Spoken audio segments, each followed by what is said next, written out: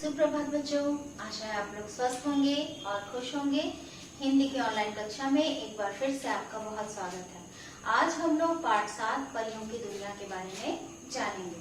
सबसे पहले आप सभी बच्चों ने परियों की कहानियां तो बहुत सुनी होंगी और बहुत सारी परियां ऐसी भी होंगी जो आपको बहुत ही पसंद होंगी। तो परियों के बारे में आप क्या जानते हैं? परी लोग कैसा होता है? परियां वहाँ कैसे रहती हैं? क्या परियों के पंख होते हैं? क्या परियों के पास जादुई छड़ी भी होती है जिससे वो अपने मनचाहे काम पूरे करती हैं? इन सवालों के साथ आज हम लोग अपने पाठ को शुरू करते हैं।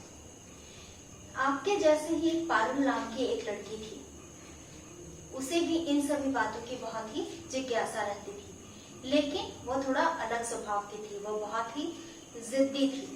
बात बात पर वह चिढ़ जाती थी, दूसरों से झगड़ा करने लगती थी और जब भी उसे अपनी बात मनवाने पड़ती थी तो वह किसी भी तरह से वो अपनी बात वो लोगों से मनवा लिया करती थी। अगर कोई उनकी बात न माने तो वो उसके लिए वो झूठ बोला करती थी। तो पारुल में ये सभी बुरी आदतें जो है वो समय के साथ साथ बढ़ती चली जा रही थी, जिसके कारण उसके माता पिता और उसके भाई जो है बहुत परेशान रहा करते थे। एक दिन की बात है, माँ ने उसे परियों की कहानी सुनाई। सोते समय जब माँ परियों की कहानी सुना रही थी तो पारुल भी यही सोच रही थी कि परियों की दुनिया कैसी होती है, परियां आखिर रहती कहाँ हैं, परियों के घर कैसे होते होंगे, परी लोग कैसा होता होगा, क्या उनके भी बहुत सुंदर सुंदर पंख होते हैं। उसे परी लोग घूमने की इच्छा हुई। वो यह सोचने लगी कि क्या परियों के पास भी ये सब कुछ होता है? क्या कभी मैं परी लोग जाकर ये सारी चीजें देख सकती हूँ? माँ की कहानी सुनते सुनते पारुल सो गई और सपने में उसे वही परी लोग दिखाई देने लगा। सपने में उसने देखा कि एक सुंदर सी परी आती है उसके पास और उसके हाथ को पकड़कर वो उसे परी लोग की ओर लेकर चली जाती है।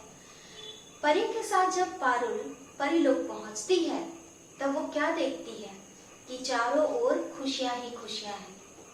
कहीं भी उदासी नहीं है, कोई भी उदास या रोता हुआ दिखाई नहीं दे रहा है।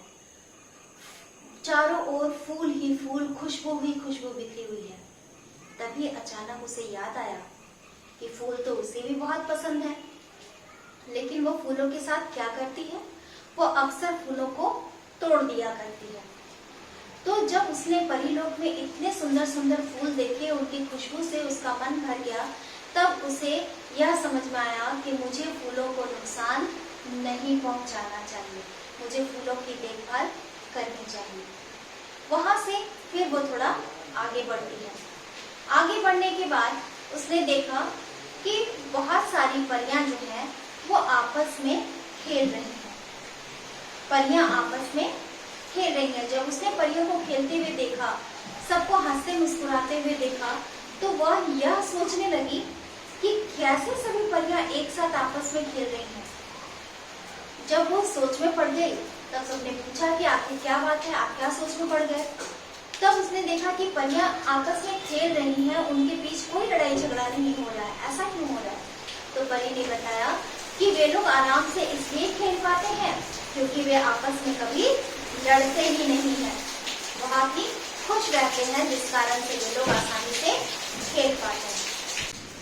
परी ने ये भी बताया कि वे लोग आपस में छोटी छोटी बात पर झगड़ा नहीं किया करती हैं, वे कभी एक दूसरे से नहीं रूठती है ना, और ना ही किसी के मन को ठेस पहुंचाती है। तभी अचानक से पारुल को अपनी बात याद आई कि कैसे वो दोस्तों से बात बात पर झगड़ा किया करती है, कैसे वो उन्हें बुरा भला कहती है, कैसे वो उनसे झगड़कर उनके मन को ठेस पहुंचाया करती है। जब पारुल को ये सभी बातें याद आई तो उसे यह समझ में आ गया कि मुझे ऐसा बिल्कुल नहीं करना चाहिए।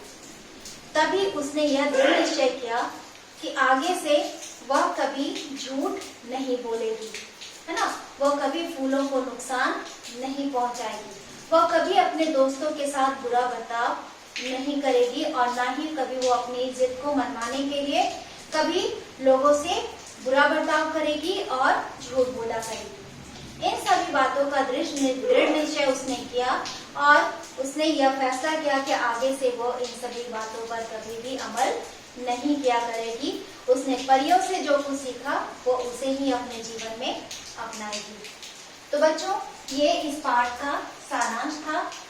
इस पाठ का जीवन मूल्य यह है कि हमें हमेशा सच बोलना चाहिए। हमें कभी अपने दोस्तों को अपने बड़ों के साथ बुरा बर्ताव नहीं करना चाहिए। फूलों को और प्रकृति की देखभाल हमें करनी चाहिए। ये सारी चीजें हमें इस पाठ का जीवन मूल्य सिखाती हैं। इस पाठ से हमें क्या सीख मिलती है? इस पाठ से हमें सच्चाई, ईमानदारी, प्रकृति से प्रेम, बड़ों की बात मानना और अपने दोस्तों के साथ बुरा बर्ताव न करना, इन सभी चीजों की सीख हमें मिलती है। तो मुझे उम्मीद है कि आप लोग भी पारुल की तरह अगर कोई बुरा व्यवहार करते हैं तो उसे आप लोग छोड़ेंगे और परियों के द्वारा दी गई सीख को पारुल की तरह आप भी अपने जीवन में अपनाएंगे। तो चलिए बच्चों, इस पाठ का ये शब्दार्थ हम लोग जानते हैं। चलो बच्चों, यहाँ हम लोग शब्दार्थ की तरफ चलते हैं। पहला शब्द है जिद्दी। जिद्दी का अर्थ होता है हट करने वाली। हट करने वाला भी हो सकता है, परंतु पारुल एक लड़की थी इसलिए हट करने वाली।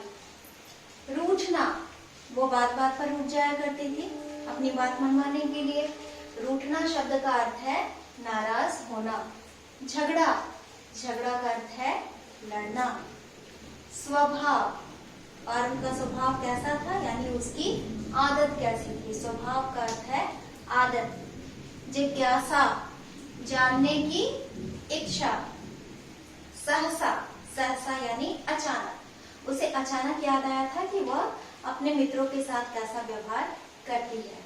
सहसा अर्थात अचानक। फिर है दृश्य। दृश्य, परीलोक का दृश्य बहुत ही मनमोहक था। दृश्य यानी कि नजारा। चलिए बच्चों, और आगे के शब्दों की ओर चलते हैं। यहाँ पे और भी शब्द हैं। शब्द है सिद्ध करना। सिद्ध करना का अर्थ होता है किसी भी चीज को प्रमाणित करना, साबित करना। ठीक है, सिद्ध करना। दृढ़ संकल्प, पारुल ने दृढ़ संकल्प लिया कि आगे से वो कभी बुरा बर्ताव नहीं करेगी। दृढ़ संकल्प यानी कि पक्का निश्चय किया। ठीक है, दृढ़ संकल्प का अर्थ होता है पक्का निश्चय।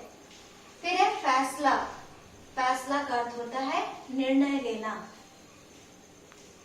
लास्ट है मायना। मायना का अर्थ होता है अर्थ। ठीक है, मायना मतलब अर्थ। इस बात के क्या मायने हैं, इस बात का क्या अर्थ है, मायना शब्द का यही अर्थ होता है। मायना का अर्थ होता है अर्थ। ठीक है बच्चों, तो पाठ 7 परियों की दुनिया पाठ में यह आपका वीडियो का पहला पाठ था, जिसमें आपने सारांश, जीवन मूल, पाठ की सीख और शब्दों के अर्थ को जाना। आप सभी अपने शब्दों के अर्थ को अपनी कोर्स कॉपी में सुंदर अक्षरों में लिख लीजिएगा। मिलते हैं हम लोग नेक्स्ट वीडियो में। नेक्स्ट वीडियो में हम लोग पाठ वाचन करेंगे और साथ ही साथ कठिन शब्दों को रेखांकित भी करेंगे। तो चलिए बच्चों, तब तक आप लोग स्वस्थ रहिए और खुश रहिए।